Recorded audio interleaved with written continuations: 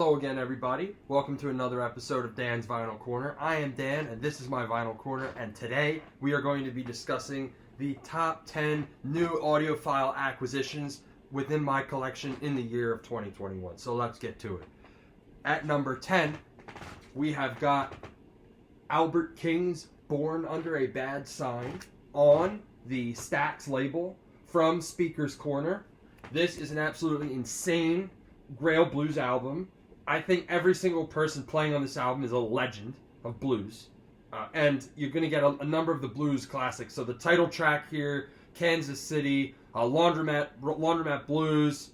I think there's a song called The Manager, Personal Manager, right? So, some great blues songs on here. Absolute great introduction to the blues. I'm not someone that listens to a whole lot of blues music, but I've just heard so many resoundingly great things about this album.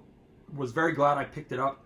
I love how upfront Albert King's vocal is in the mix, and how you're getting a really nice low end, which we've really come to appreciate from the Speakers Korner pressings over the years.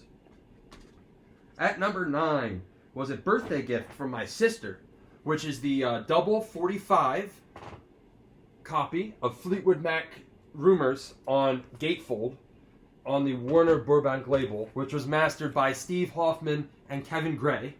This is the best sounding version of this album that you will probably ever hear, unless you have a master tape or a lacquer that is staying in good condition. With this, you're going to get the Chain, Dreams, a number of great hits by Fleetwood Mac, and you're going to hear the butteriness and the vocals, the way they weave together. You're again going to hear that low end that you're not going to get on a digital version or just a standard 33 RPM cut. Beautiful analog and truly audiophile copy of this record, and likely one of the best sounding records that I own. At number 8 is a personal favorite record of mine, which was something I bought to treat for myself on my own birthday, which was Blue by Joni Mitchell. And with this album, you are getting what is arguably the best work of singer-songwriter music of all time, and likely the best by a female solo artist. Every single track on this is a masterpiece. My favorites would probably be River, Me and My Old Man, Little Green. Some absolutely beautiful tracks. This is an album where you'll listen to it and it will haunt your dreams, and you will find yourself when you wake up, some days after hearing the album, starting to sing the songs, and then you have the impetus to put it on. This is a nice gatefold copy. This is 2020 mastering by Kevin Gray. Truly an audiophile edition. I mean, this is the same guy that's doing, right, the Blue Note Classics, some of the analog productions, I'm pretty sure, Acoustic Sound Series, some of the Speakers Korner. So world-class engineer that cut this from an analog source. I don't know if digital was involved in the chain, but to be quite honest, it sounds so good, and it's pressed really cleanly over at RTI, just like they would, a Mobile Fidelity or an OJC, that I really don't care. And I would encourage you, to go pick up this pressing. Don't get scalped like I did. You can wait because this one is still in print. And you can find it somewhere that it's still in stock or where it's still in print and pick it up. But this is a masterpiece of my collection, a real treasure, Kevin Gray mastered. Great, so then that brings us on to number 7, which is my favorite Neil Young album, Neil Young's Zuma, on the Neil Young Original Release series. And this is on the Reprise label. And I do not know who the mastering engineer is, so please let us know in the comments if you happen to know. But this one is pressed over at Schallplattenfabrik Palace in Germany, which is arguably the best pressing plant in the world, on a nice heavy 180-gram vinyl for the German issue. I strongly recommend to pick up all of these original release series if you like Neil Young. You're going to get Cortez the Killer with Crazy Horse, which is beautiful to hear an audiophile cut of that song. The narrative that he weaves, the first 3 or 4 minutes of guitar solo, truly the best of Neil Young and Crazy Horse, I think, on probably any song. You're going to get Don't You Cry No Tears, the Barstool Blues, which is kind of a whimsical ripoff of a Bob Dylan song from Bringing It All Back Home. This is a really great Neil Young album. Certainly my favorite, Zuma. And that is number... what number is it? Looks like number 8 in the original release series here. So I recommend you pick up all the German pressings of these from Palace, released in Europe on 180 gram vinyl. These are getting a little hard to find, but I still see them around in real life and online, and I recommend going for those EU versions. All right. Coming in at number 6 is an album that I listened a lot to in 2020 and maybe not as much in 2021, but it still carries just as much weight as it always has. This is The Doors' LA Woman, 45 RPM gatefold from the mastering lab. I believe this was mastered by Doug Sachs when he still walked the earth. And this album right here, for me, you know, I wanted to focus on the American bands and American artists for my top 10. And this is one of the great American rock and roll bands right here. This is, I think, their best work, and of course their swan song. They really have managed to sonically capture LA in a work of art. Having lived there for a while is something which I think is done so aptly on this album. You're gonna get LA Woman, The Changeling, Cars Hiss By My Window, you know, a number of great blues rock tracks where they go beyond ripping off the blues and bring their own character to it. I love what you know, Jim Morrison, you know, again, bring his own swagger and rebelliousness to the vocal here on his last full album appearance. And also, I believe Ray Manzarek, the keyboardist, who later invested a lot in punk music and you know, discovering bands like I think he worked with the Stooges and also with X, which is another punk band at that time, helping them to get signed and gain notoriety. So great guy, very unique, you know, keyboards on this album, which as a piano player of many years is something that I really appreciate. And that's you're going to hear right until the very end when you hit Riders on the Storm. And you get that long keyboard solo. Never has a keyboard solo been good in a rock album, and arguably never has there been such a good mastering engineer as Doug Sachs at the mastering lab. So definitely pick this one up when you can find it around. I had to wait for it to come back because I didn't want to get scalped on this. I would encourage you to do the same because I don't think Analog Productions is going anywhere with this double 45. All right. At number 5, we have another work that Analog Productions is responsible for via their Impulse Acoustic Sound series. That is Mingus's Black Saint and the Sinner Lady on the original Impulse label, Gatefold Edition. You're going to get the liner notes from Mingus's original liner notes from Mingus's Psychologist. That lovely Impulse spine, which will stand out in your collection if you like to group it with your other Impulse albums. And you're going to get side 1, which is the Dancers, and then you're going to get some Spanish guitar, as Mingus says, his Anguish on side 2.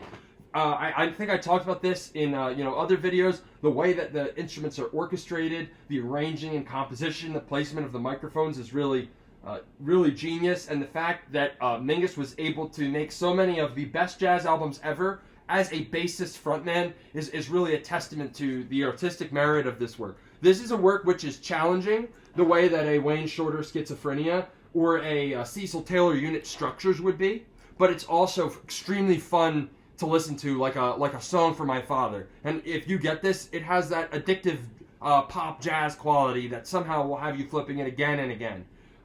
This at the time was touted as the new wave of jazz folk on Impulse, and you can see on the back cover here, I have the insert from Acoustic Sounds as well. The new wave of folk is on Impulse with Mingus.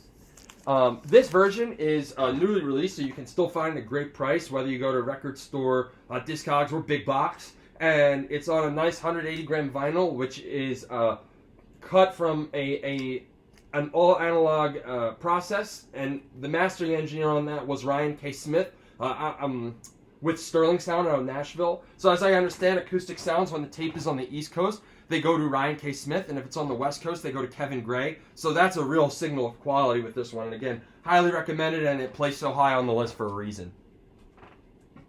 All right. At number 4, the Mobile Fidelity double LP of the Grateful Dead's 1971 show. And I believe this was, this is of course the Skull and Roses show. I believe it was live in New York City. And you're going to get, you know, the starting, here you have the Mobile Fidelity label there. There's a picture of the group and the Grateful Dead group, and you're going to also get more on the back. This one, of course, is Mobile Fidelity, so it comes in a rice paper sleeve. you can fold out and see the full illustration in its full glory here. If we remove the album, then to actually speak about the album, right? This one starts out with Bertha, and that is sort of like the signature start to a Grateful Dead concert that I believe was popularized by this album. You're gonna get Big Boss Man, I think, which was a really hilarious song. Johnny Be Good.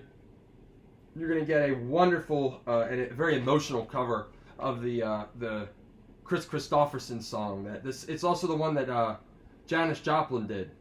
Me and Bobby McGee, that's what it's called. Yeah, you're gonna love that. You're gonna love that. A radiant version of playing in the band that is great to listen to as the sun is coming up. This is an absolute gorgeous cut of this album, done by the folks at MoFi. I really appreciate they've done some cleanups on the original tape. They've EQ'd everything just so, and as sort of the joke about Mobile Fidelity goes, they boosted the bass a lot, which serves this album well. And at the time I received this album, I did not know a live album could sound that good. So would definitely recommend to check it out, and I think you might still be able to get these on the Music Direct website, which is the parent company of Mobile Fidelity. All right. Now we're getting to the top three. So at number 3, we have Wayne Shorter's Speak No Evil, Blue Note Classic Series, mastered by Kevin Gray. I did talk about this in my analog jazz video, my top 10 video there. This is a true post-bop masterpiece. Again, experimental but real tasty to listen to. Grabs your attention. Beautiful 180-gram vinyl, pressed at optimal. I think they just brought this one back in print, so you can find it once again. From your favorite purveyor of vinyl records, and you're going to get so many great songs on this. The title track, Fee Fi Fo Fum, Witch Hunt, which starts it out again. Wayne Shorter, that he said reminds him of witch burnings and witch hunts on this album. So he was trying to conjure that kind of black magic, and it led to a very ambiguous sound. Really magical cut, recorded on Christmas Eve of 1964 at Rudy Van Gelder's studio. You're going to get some great musicians here. Freddie Hubbard, Herbie Hancock, Ron Carter, and Elvin Jones, who is John Coltrane's drummer. I mean, these are like the best guys in the business, making like an art jazz record that's really fun to listen to and has been hard to come by for some time. You probably could find a copy of this for over $100 in good plus condition if you wait around for a while and hunt for records constantly. Just do yourself a favor and get this 180-gram version mastered by a world-class engineer. You won't regret it. Coming in at number 2, and I think people will say I'm crazy for putting this over the Wayne Shorter, but I guess that is personal preference. I am, of course, biased, as Dexter Gordon is my favorite artist, and One Flight Up is my favorite jazz album, and we have the tone poet of Dexter Gordon's One Flight Up here, which is also mastered by Kevin Gray. The Blue Note, I guess, is really, commissioning him quite a lot. He's in heavy demand. Love the pictures on this. Dexter Gordon eating his ice cream. This is like a Music Matters Jazz quality edition of this jazz album. You are going to get Tanya, which is all of side 1. It's an absolute gem. It is sort of like an elevated Euro jazz version of Freddie Freeloader with great drumming, really nice performance from Donald Byrd. You're also going to get Coppin' the Haven on side B, which is great song to play as you're driving around, and also early in the evening. I absolutely love what they've done on this album. Well, you're also going to get Kenny Drew here on the piano, and I think the piano, this was recorded in Paris at CBS Studios, I believe. The piano is going to be a lot better than the recording on a Van Gelder record, and I think that Kenny Drew does a very good job with the piano. And again, you're going to be able to really hear the drums and also hear the cymbals from Art Taylor on the drums, and that's something that you won't hear on an old Blue Note with Van Gelder in the stamper. And so for me, this is a real treasure, real treat. Highly recommend to pick up this truly enshrined version of this beautiful album. Gorgeous, great one. And then at number 1, we have a really great one, and this is my personal favorite acquisition. Again, it reflects a personal preference and the impact that the album has had on me, and I want to share it with all of you, because I see that in the vinyl community, it is not one of the Speakers Korner pressings that is as commonly discussed, even among those which are out of print. And that is something I featured when I talked about my Willie Nelson collection in a previous video. That is Willie Nelson's Yesterday's Wine. This is, to me, a beautiful concept album. As memory serves, one of the first concept albums in country music on the RCA label. This was mastered by a German engineer. He's done a beautiful job. A German engineer for Speakers Korner. You're gonna get you know, like they say on LA Woman, the big beat in the Texas radio. You're gonna get a little bit of that with this really heavy bass. And to me, at first, it almost reminded me of like a Mobile Fidelity Sticky Fingers, where it was mastered. You know, that album had been mastered by a bassist, and so the bass just was, you know, ridiculously, whimsically high, because that's what he was used to hearing. And so it sounded like a toy record. Or that's what you get now with these Jimmy Page Led Zeppelin pressings, where the guitar is mixed so high because Jimmy Page is used to hearing the Led Zeppelin songs that way. And of course he says it's the best version. But with this, after you listen to it, you find it comes off really naturally. And it sounds kind of like, you know, an emotional story which is told by this artist at a honky-tonk somewhere in South Texas. This is a really great version of this album, and I think most every song on here from beginning to end is a masterpiece. They're all original compositions by Nelson, I think, save Family Bible, which is a traditional song, or at least an American song that was written before Willie Nelson recorded here. Remember the Good Times, excellent close to side A. On the B side, you're going to get the title track, which is riveting. You'll get the very last song on the. We're going to get Me and Paul, and also Going Home, and of course December Day. But Summer of Roses as well. Here I Am. Every song on the B side is absolutely insane. From These Are Difficult Times onwards, this album is one of the greatest works of country singer-songwriter. Highly recommend to check out this 180-gram version, beautifully mastered from Speakers Korner in Germany. I think it's unfortunately out of print now, but you can find some copies in the US or Germany online for sale. So please check this out. This is my #1 vinyl find of 2021. That's Willie Nelson, Yesterday's Find, on Speakers Korner as far as those new audiophile pressings are concerned. Thanks very much, everybody, for tuning in, and please keep an eye out for more as we continue to roll out more videos and content for you here from my Vinyl Corner. Thank you.